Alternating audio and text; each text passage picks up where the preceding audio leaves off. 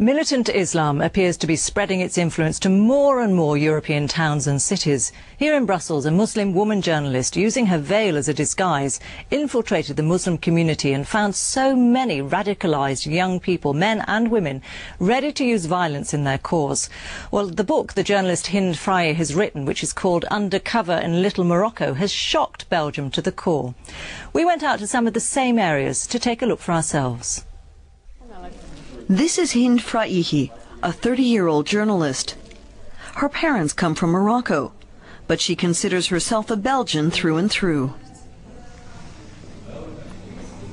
She was born and raised in a small Flemish town, where she also went to school and had her first job.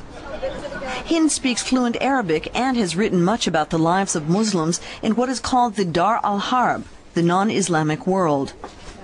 Her recent book about the rise of Muslim extremism in Belgium has attracted a great deal of attention. Her theory is that young Muslims of both sexes, between 15 and 25 years of age, are becoming increasingly radicalized. They reject Western values. Even their parents are alarmed. These parents often say, "I see my son or even my daughter becoming so radicalized. I don't understand it." Fraye says Muslim extremism is a phenomenon of youth, and it is increasingly appealing to women. I spoke with several women, radical Muslimas, whose highest ideal is to marry a Muslim warrior. We call these women jihad brides. Here in the Molenbeek district of Brussels, more than a third of the residents are Muslims from North Africa.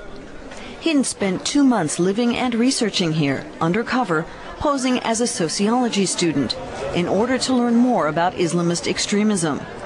On market day, the streets are full of people. Many stop to chat.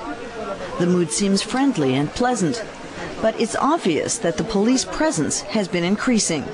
The authorities are aware of a rising potential for violence in the area. Suddenly we're told we're unwelcome. This man tells us to stop filming, warning us in no uncertain terms that he'll get violent if we don't get out of here right away. The bystanders are also upset. We move on in an attempt to defuse the situation. But the man follows us, and a short while later we have another run-in with him. He tells us to take away the camera. He tells us we have no rights and can only film if he allows it. Belgian laws do not interest him. The man is confident that it is he who controls the neighborhood. Molenbeek's police station is located hardly 100 meters away.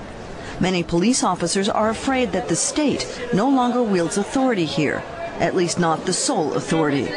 They know that Islamists view Molenbeek as subject only to Muslim law. Many of the older men despair and call these young people a lost generation. But no one wants to say it on camera. It's too dangerous to get into a fight with them. These men are arguing the rules of coexistence. Our camera is a provocation. Its mere presence seems to call into question who makes the rules here. With much effort, 5 police officers are able to calm everybody down. They know the situation in the area is very tense, but they're not supposed to say it out loud. Hind Fraye is trying to break this taboo. She wants to stop the growing influence of the radical Islamists. It's a problem which has gone beyond just a few cities.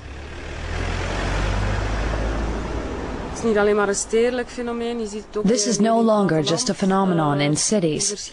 It's long since reached rural areas, and not just in Europe, but worldwide. It's getting worse all the time.